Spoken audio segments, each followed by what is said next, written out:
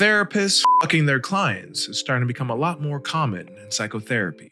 Since 1980, reports of sexual contact between therapists and their patients have increased dramatically, to the point that sexual intimacy is the leading cause of malpractice claims against therapists. It is reported that nearly 50% of all malpractice claims result from therapists having sex with their clients. Additionally, malpractice insurance industry data suggests that at some point during their career, 1 out of 5 therapists will become sexually intimate with at least one of their patients. And of the sex that happens between therapist and client, an overwhelming majority of sex happens between a male therapist and a female patient, with offending therapists being 4 times more likely to be male than female. So what's the takeaway from all this? There's a decent chance that your therapist wants to fuck you, especially if they're a man. So what I hope to do in this video is to explain why. But before we do all that, let me introduce myself. What's up, guys? My name is John Burt. I'm a licensed clinical social worker and therapist extraordinaire. And you're currently in another session with the Chocolate Therapist. Today, we're going to explore a very taboo topic in therapy, and that's therapists having sex with their patients. So how are we going to cover this topic? This video isn't going to focus on the obvious narcissistic psychopath type of therapist who has entered into the field with the sole purpose of using his clients to satiate his own lustful or moral needs. Instead, this video will focus on the more complex human dynamic that happens in a lot of these situations, where the well-meaning therapist who at some point in their career has fallen astray and in a moment of weakness succumbs to the intoxicating idea of wanting to sleep with one of their patients. I want to focus on telling that story because I think it's one that a lot of therapists can relate to, and I want to explain how any therapist is capable of getting there. So, how are we going to get there? First, we're going to explore how the closeness of the therapeutic relationship opens the door to sexual feelings developing between therapists and their clients. Second, we're going to profile the type of therapist who typically ends up banging their clients by going over the signs and the symptoms most likely present that leads a therapist towards falling into the trap of fucking their clients. And then lastly, we're going to go over the harmful effects that having sex with a therapist will cause their client. So, a hefty task we have in front of us, but one I think we're able to handle. So without further ado, therapy is now in session.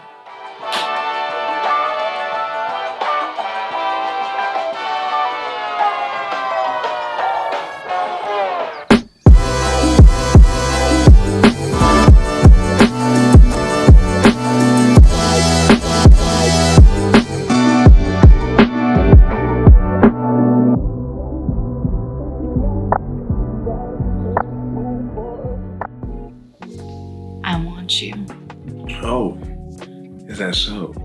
Because I got what the doctor ordered.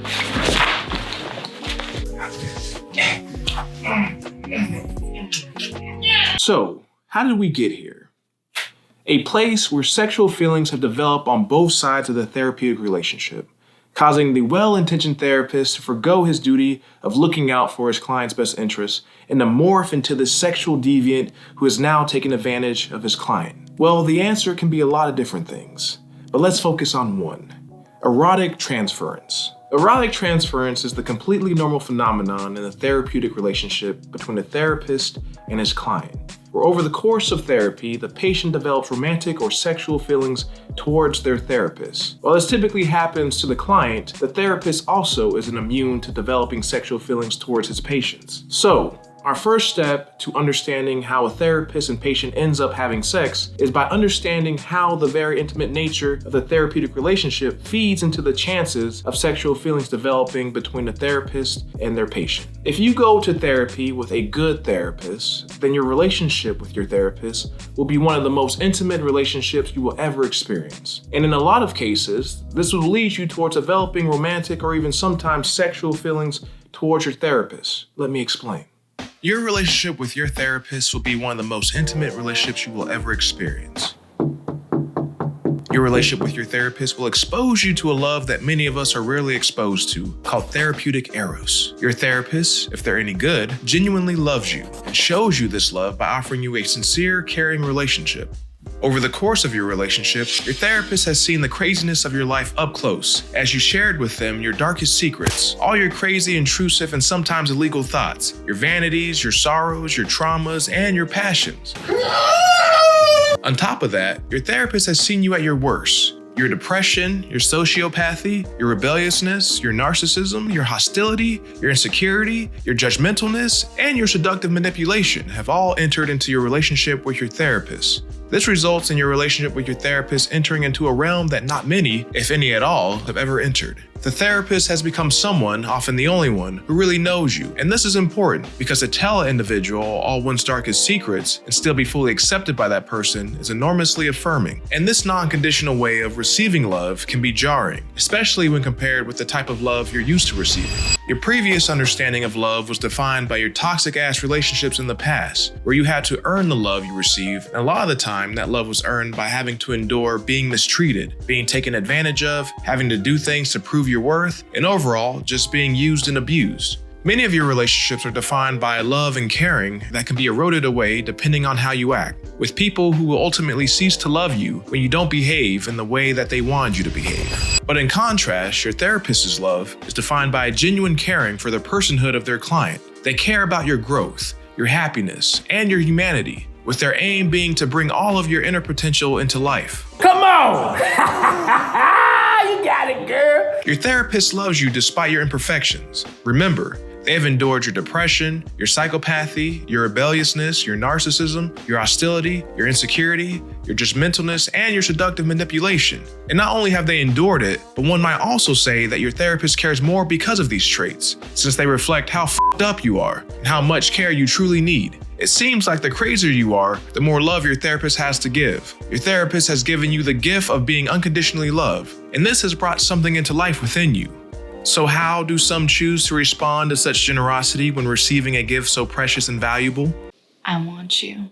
So let's dissect this and break it down. Hopefully that segment illustrated my point of how therapy can be very intimate. What you saw was an individual coming to their therapist, me in distress, seeking out my assistance as a mental health professional, and us entering into a covenant together. A covenant in which I have committed myself towards helping that individual in their struggles. And as a result of the intimate nature of our meetings, they have now developed loving feelings towards me. What I have found that is common for a lot of people who enter into therapy is that they feel alone. They have kept their troubling thoughts and feelings inside away from others. They've had awful things happen to them and haven't had the ability to share their thoughts and feelings with anyone else. They've had disastrous relationships with important men in their lives. Their fathers, their brothers, their husbands or boyfriends. They've been abandoned by every man that has meant something to them. And then they come to see me, their male therapist. And for the first time in a long time, they take a risk and share everything. And it finally pays off. They are experiencing something so deliciously sweet, and that is a relationship where their every utterance is examined with interest. Every event of their past and present life is explored, and a relationship where they are finally being nurtured, cared for, unconditionally accepted, supported, and loved. For the first time in a long time, they are experiencing a relationship where they are being seen and heard, and understanding what it feels like to actually be connected to another person and known in new intimate ways. And for many, this can be a jarring experience. Why is that, you ask? Because although they may have had experiences in intense relationships in the past, they've never been in a relationship requiring them to trust fully, to reveal all, to hold nothing back, and to examine all nuances of their feelings with another person. On top of that, they've never been able to do this while still receiving non-judgmental acceptance. Given all this, it's not surprising that they've developed strong feelings towards their therapist. So hopefully this does a good job of explaining how love and sexual feelings can develop from the patient's perspective. But the patient isn't the only one who's tempted in the therapeutic relationship. Therapists also have feelings that they need to keep in check because the intimacy found in the therapeutic relationship is intoxicating on both sides. A new client has entered into therapy with you. You find your client attractive, but put it to the side so you can focus on the bigger issue at hand. This individual is seeking therapy after some serious shit has happened in her life. This life event is so consuming, so rife with pain and anxiety that a majority of your client's attention can only be focused on seeking relief from their current suffering. You step in to help them with their pain and anxiety, and over the course of therapy, you get to intensely know this individual. You okay? With each passing session, they start to trust you enough to reveal their deepest and darkest secrets. They share with you all the pain and trauma they've accumulated over their lifetime, and all the understandably crazy, intrusive, and sometimes illegal thoughts they experience as a result. They share the hard emotions people typically avoid sharing with others, like their shame, insecurities, and vanities. And with time, you've become close to this person, sometimes in ways you don't even experience in your own personal relationships with your own family or friends. They reveal all and hold nothing back. They trust you with no limits or boundaries. And as a result, over time, your patient starts to come to life as you've helped in their reanimation. They are no longer the broken, downtrodden individual you first met at the beginning of therapy, and this change hasn't gone unnoticed by you. The more they have come to life in therapy, the more you start to look forward to your sessions together. Therapy with this individual is rejuvenating and enjoyable to the point it doesn't feel like work anymore. The previously traumatized individual you were treating in therapy has revealed themselves. They are more witty and intelligent, creative, and also have a dash of that awkward sense of seduction. Your sessions start to bring you to life in more ways than one, as the lifeblood of the relationship starts to flow into new, less discreet areas. And before you realize it, boundaries start to blur.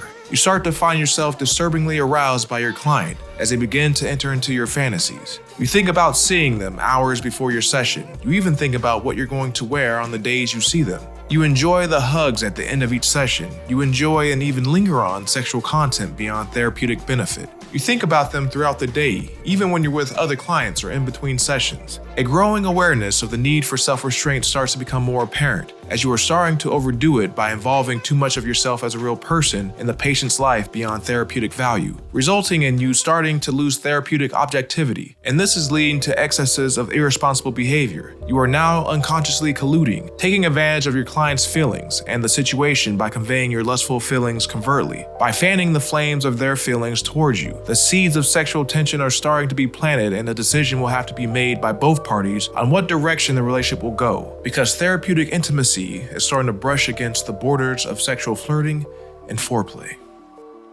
Why is erotic transference so dangerous, especially for male therapists? Well, it's my belief that therapists, with our own vanities, insecurities, and sexual narcissism, secretly like it, or at least I do. And fuck you if you're judging me right now, because I know if you were in my position, you'd like it too. Imagine being loved and adored, having your words matter to others, being looked at in high regard with people, especially the women, being impressed by your therapeutic girth and knowledge. Come on. Don't tell me you don't love when your words matter to others. Don't you love to impress others with your knowledge? What's that? Feels good to be adored? Good. I appreciate your honesty. It sounds like you're starting to understand where I'm coming from. Nothing to be ashamed of, because who doesn't? That's just the way we're all built. But be that as it may, a good therapist knows this and checks themselves to avoid the dangers of sexual transference. But I'm not here to talk about good therapists. Having strong feelings towards a client is one thing, but fucking them is something completely different. So in our next section, I'm going to flash a spotlight on the therapists most likely to sleep with their clients. And I'm going to be pointing out the signs, traits, and behaviors that we can use to predict the therapists who will end up banging their clients. The therapist who will end up fucking his clients. While we may imagine this individual being a sinister, depraved creature who has entered into the field for the sole purpose of exploiting his vulnerable patients, seducing them, and then using them to get his sexual fill, you'll also find that, like any good villain, most therapists who end up having sex with their clients have a deeper, more complex explanation to their origin story. Let me explain. The cozy setting of psychotherapy, the comfortable armchairs, the tasteful furnishings, the gentle words, the sharing, the warmth, and the intimate engagement often obscures the occupational hazards. Psychotherapy is a demanding vocation, where therapists must endure a paradox. On one end, therapist days are soaked with intimacy, where daily they transcend their personal wishes and turn their gaze towards the need and growth of their patients. So much is asked, so much is given, and so much is revealed and understood that the therapeutic bond between client and therapist can become so strong. But on the other end, while their days are drenched in intimacy, it is in a form insufficient to support the therapist's life, a one-sided intimacy that does not provide the nourishment or renewal that emanate from deep, loving relationships with friends or family. Therapists are too often solitary creatures, spending all their working days cloistered up in one-on-one sessions, writing notes, and preparing for future sessions. They are so consumed by their work that at the end of their workday, having given so much of themselves to their relationships with their clients, they feel drained of any desire to pursue any other relationships, rarely getting a chance to see colleagues unless they make a strenuous effort to build collegial activities into their life. So too often, we therapists neglect our personal relationships because our work has become our life. This results in many therapists falling into the trap of inadvertently using their clients to fulfill their desires for closeness. And eventually, a therapist's network of relationships has become a set of 50-minute sessions of intense, one-sided, intimate relationships. See you on your way out. I'll see you next week, right? Yeah. Next week. All right. Keep it good. Never again. Now we're starting to see the early ripples of a lonely, isolated, and malnourished social network beginning to form for our therapists. And if these ripples aren't addressed, they'll eventually have the potential to turn into the tidal waves of irresponsible, manipulative, and immoral behavior that leads to therapists justifying that it's okay to have sex with their clients. So before we move on, let's talk about your therapist. Your therapist is human, and the reason I'm bringing this up is to say that you're not the only one in therapy with trauma. Therapists also come into therapy with their own forms of trauma and craziness that shapes the way they enter into therapy. Your therapist's culture, upbringing, and trauma shapes how they perceive you, your problems, their responses towards your problems, and the way that they think about you. What we call this in the therapeutic community is countertransference. Countertransference is the deeply personal, neurotic, irrational, dark, rageful, lustful, and non-professional feelings a therapist has towards their clients. These thoughts stem from a therapist's personal experiences and trauma. Countertransference occurs when a therapist projects their own unresolved conflicts and craziness onto their clients. Countertransference isn't necessarily a bad thing, but what makes it bad is how a therapist chooses to use it in therapy. So let's turn back to our therapist and see how he handles his countertransference. Meet John. He's a therapist, and he's currently going through a season of struggle. He's lonely, horny, isolated, has an unfulfilled sex life, and on top of all this, has his own set of problems he needs to handle. But unfortunately for him, he has no one he's able to turn to that's able to meet his needs. But that's all about to change. His last session of the day knocks on his office door. It's Becky, a patient that the therapist has been working with for some time now. She's an attractive woman, but struggles with a low self-esteem that causes her to see sex as a commodity to be used in her relationships, leading her to believe that the only real gift of worth she has to offer in a relationship is a sexual one. This resulted in her depending on sex in her past relationships, in hopes that it would prevent her partners from losing interest in her, ultimately leading them to abandon her. This has led her to bring those same relationship dynamics into therapy. Throughout therapy, in an effort to avoid her therapist from losing interest in her, she has attempted to seduce her therapist countless of times. Just look at how she ended her last session. I want you. She's a little on the nose and lacks the subtle tact to seduce someone covertly. The point is, the therapist is aware of all this, and in his current lonely, isolated state, will use it to his advantage. The therapist, in a state of mind that can be best described as narcissistically primitive, has fully lost sight of his client's needs and can only think about satiating his own lusty carnal desires, numbing his own anxieties, and manipulating his position of overpowering influence and trust to coerce and objectify his patients. Becky is vulnerable, she's insecure, and she's in the palm of her therapist's hands. He sees his opportunity and takes it. So, in our last session, you said you wanted me. I think there's something I can do about that. And in a trance driven by his own lustful carnal desires, the therapist has abandoned his duty to act in a way devoted towards his client's well-being and has become another addition in a long line of men that have objectified her body, betrayed her trust, and used her as a tool for his own gratification. So the question this video tries to answer is, why does your therapist want to fuck you?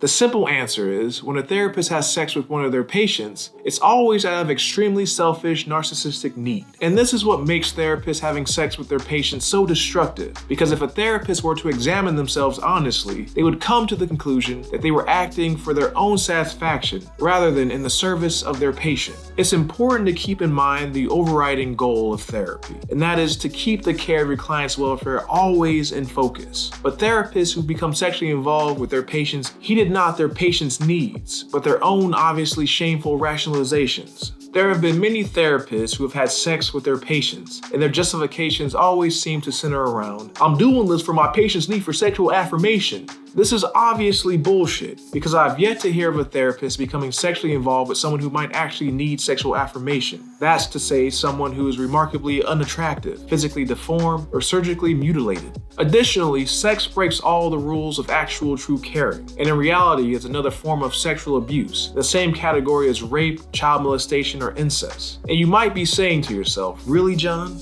We're really going to compare a therapist banging his clients to rape or incest? And the answer to that is hell yeah, I am. Much like a parent or person who indulges in that type of nasty shit, a therapist is someone who's in a position of overwhelming power and influence. So it's his obligation and responsibility to act in the patient's best interest. And fortunately or unfortunately, depending on who you're asking, f***ing your client isn't in their best interest. And that's because in the long run, sex will have a devastating effect on your client. It will cause them psychological harm.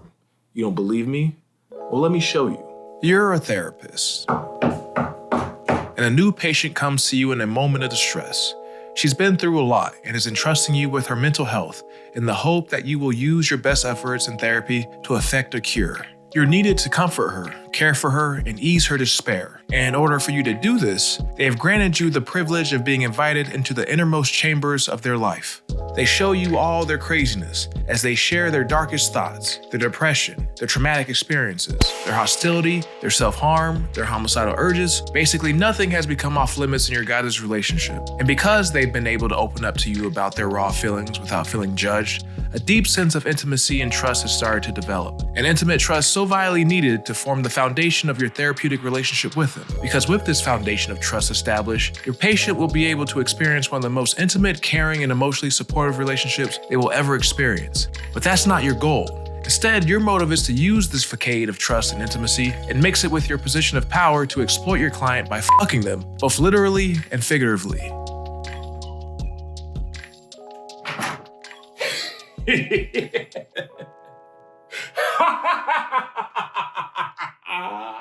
With time, your relationship with your client deepens, as you've built a veneer of trust with them that has opened them up to talk to you about their physical, mental, and especially their sexual trauma. And you are now exploring that trauma to provide a crooked cure. With all your patient's trauma at your disposal and trust established, you make your move and suggest that by having sex with them, you're providing your client with the sexual affirmation they so desperately need to overcome their traumatic past. But in reality, you're f***ing your client out of carnal impulse as you're submitting to your lower immoral and irresponsible urges. Nothing you're doing is to help your client during their greatest time of need. Instead, your real motivation is to use them to satiate your own selfish desires.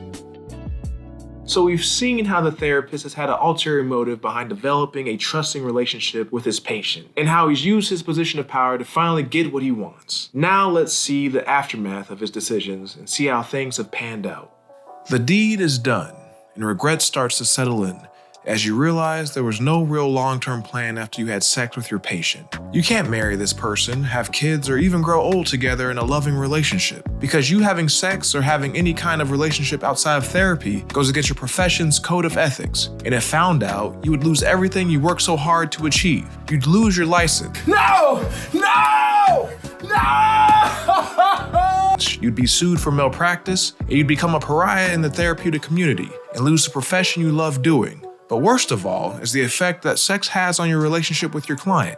Therapists who have had sex with their clients always end up regretting it, realizing you were caught up in a moment of lustful passion and are no longer a prisoner of your primal urges. You suddenly snap back to reality and regret your sinful decision. But instead of atoning for your sins, you enter into a state of self-preservation and start to distance yourself from your client. And your client will realize this, and then it will finally hit them. They will start to realize that the therapist's caring was only a tool he used to unlock access to what he ultimately wanted, the sweet nectar in between their legs. The therapist's concern, support, caring for her, calling her attractive, and picking up her late-night phone calls had all been subtle manipulation.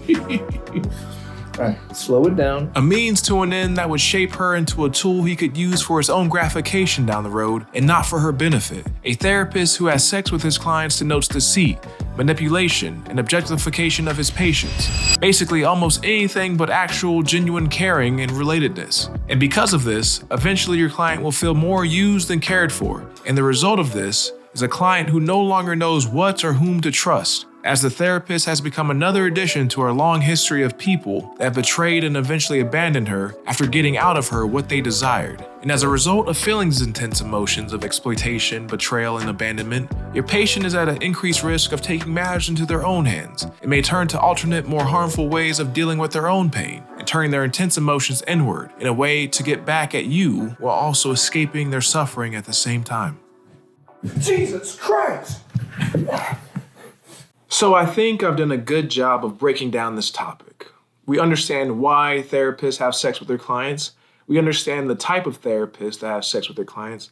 And we even understand the harmful effects that happens when a therapist has sex with one of their clients. But before we wrap this video up, I want to talk to the therapists thinking of having sex with their patients. Don't do it. Reconsider. I've seen many patients who have had some prior sexual involvement with a therapist or some other person in power that they shouldn't have had sex with. And my impression is that it's always a destructive experience for that patient. There is no justification for having sex with one of your patients. It's simply not a professional or moral option. Our patients need a good, caring therapist much more than a temporary, lustful sexual encounter. So for any therapist who is having thoughts of having sex with one of their patients, I recommend you jerk off, use Tinder, shit, even hire a prostitute. Basically, it's preferable to do almost anything else other than resort to taking advantage of one of your patients for easy access to sex. And for the therapist who finds themselves unable to overcome their unruly sexual impulses and are unable or unwilling to get help by entering into personal therapy, you simply shouldn't be practicing psychotherapy. Therapists who sexually act out with their patients are invariably irresponsible and destructive, and they are bad for the profession. There's no defending them. They should be out of the field because they're going to get someone hurt. And I get it. Some patients have sexual conflicts. Maybe they want to seduce you or other men or women in positions of authority, and maybe they're sexually compulsive. But that's why they're in therapy. And if you, the therapist, can't understand that or deal with it, then you ought to change professions. So, with that lecture out of the way, this unfortunately brings us to the end of our session. If you don't mind, please do all those little YouTube things, like, comment, and subscribe. It lets me know that you enjoyed the video. And I also appreciate it when you guys show your boy some love. So, without further ado, thank you for watching the video. God bless, and I'll see you guys in the next session.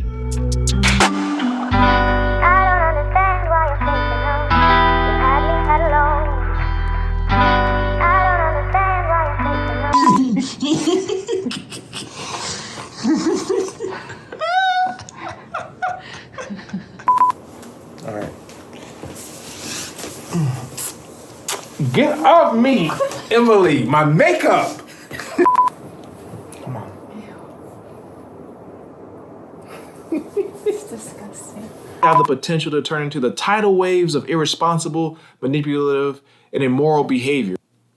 Manipulative. What did I say? Manipulative. So before seduce me. Ready? Yeah. I want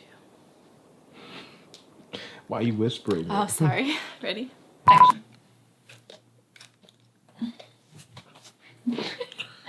Sorry. Sometimes you have those compulsions. Intrusive thoughts? Yeah. Yeah, asshole.